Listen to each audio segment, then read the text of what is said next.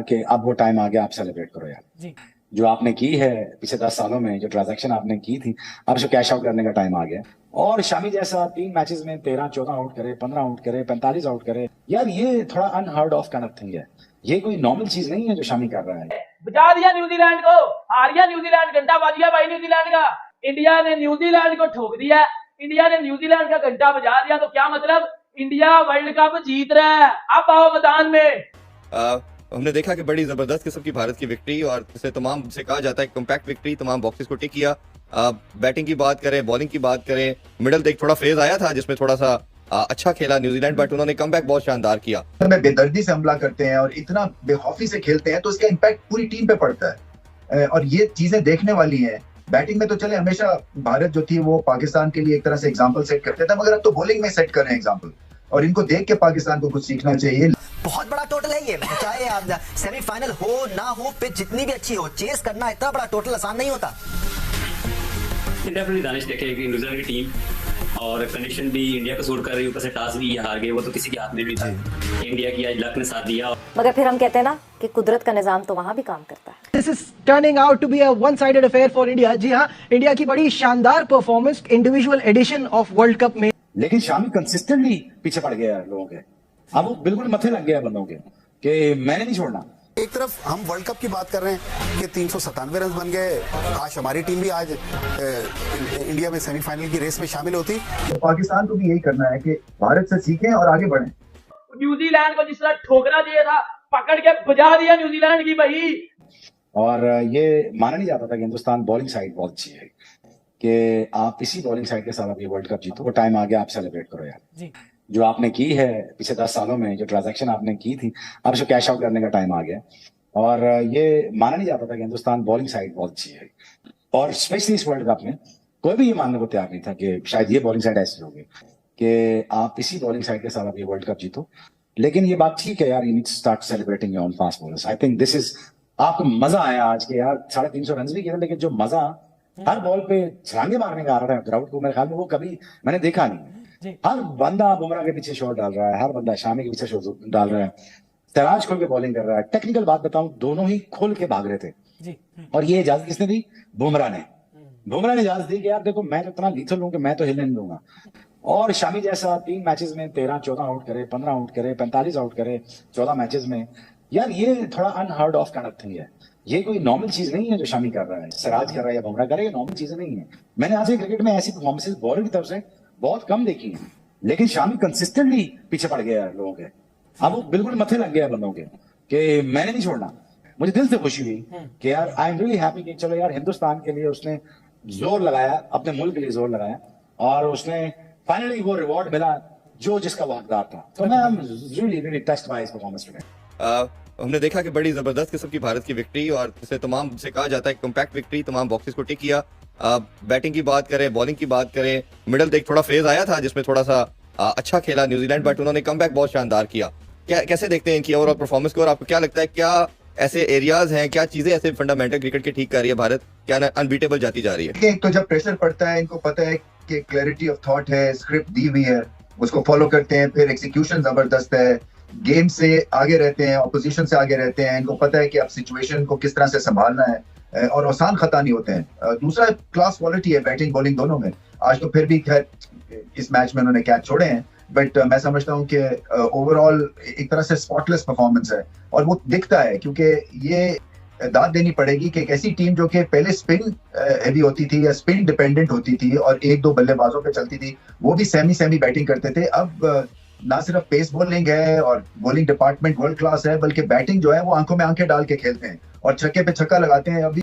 तो आप सोचे ना, जब कप्तान इतनी मतलब है बेदर्दी से हमला करते हैं और इतना बेखौफी से खेलते हैं तो इसका इम्पैक्ट पूरी टीम पे पड़ता है, और ये चीजें देखने वाली हैं। बैटिंग में तो चले हमेशा भारत जो थी वो पाकिस्तान के लिए एक तरह से एग्जांपल सेट करते थे, मगर अब तो बॉलिंग में सेट कर रहे हैं एग्जांपल, और इनको देख के पाकिस्तान को कुछ सीखना चाहिए। पाकिस्तान को भी यही करना है कि भारत से सीखें और आगे बढ़ें। बिल्कुल ठीक। अगर रमीज भाई थोड़ी अगर हम बात ना करें विराट कोहली की, तो मेरा ख्याल है वो थोड़ी ज्यादती हो जाएगी।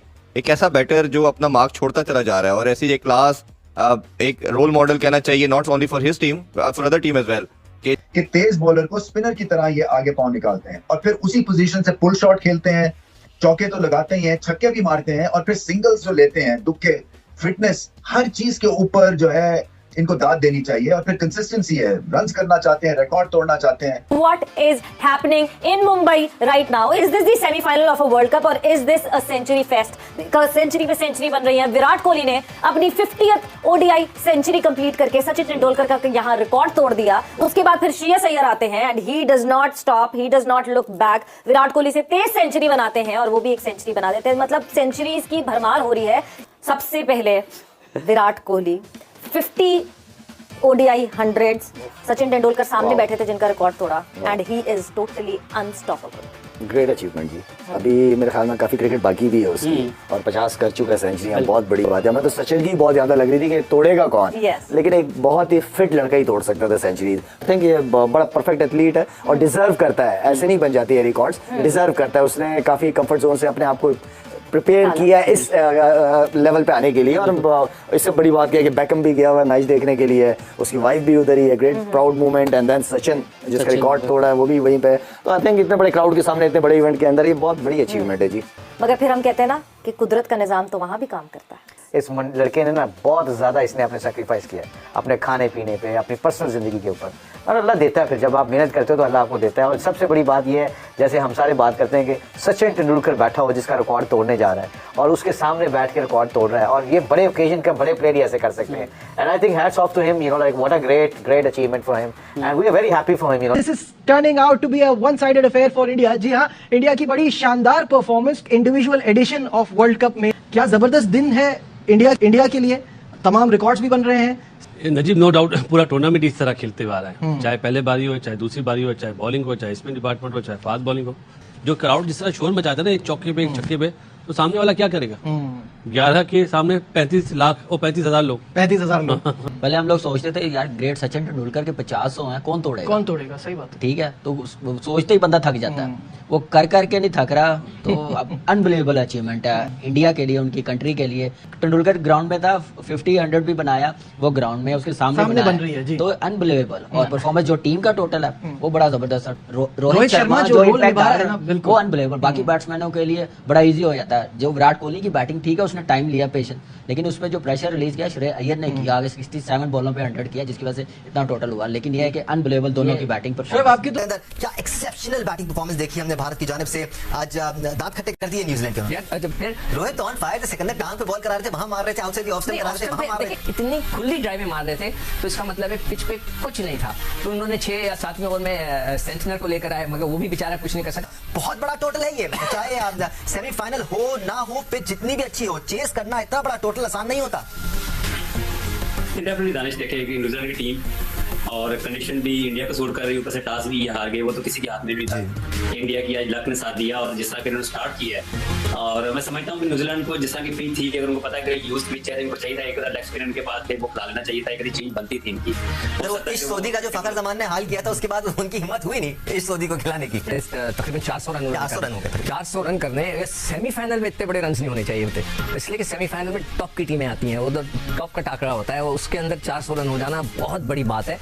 भारतीय टीम जो क्रिकेट खेल रही है, देखिए वो बिल्कुल एक अलग तर्ज की क्रिकेट खेल रही है कि दुनिया की दूसरी टीमें बिल्कुल एक दूसरे मिजाज की क्रिकेट खेल रही है। लेकिन हम जो भी कह लें, लेकिन इंडिया का इस वक्त स्टैंडर्ड काफ़ी हाई है और ये टीम सिर्फ एक प्लेयर पर रिलाई नहीं कर रही है। अगर ऊपर से रोहित शर्मा आउट हो जाए तो शुभमन गिल स्कोर करते हैं, वो आउट हो जाए तो विराट कोहली आयर स्कोर कर रहे हैं, उनके बॉलर हैं, तीनों फास्ट बॉलर उनके रोल प्ले कर रहे हैं, कुलदीप यादव उनके स्पिनर। तो एक कंप्लीट पैकेज है। एक तरफ हम वर्ल्ड कप की बात कर रहे हैं कि 397 रन बन गए, आज हमारी टीम भी आज इंडिया में सेमीफाइनल की रेस में शामिल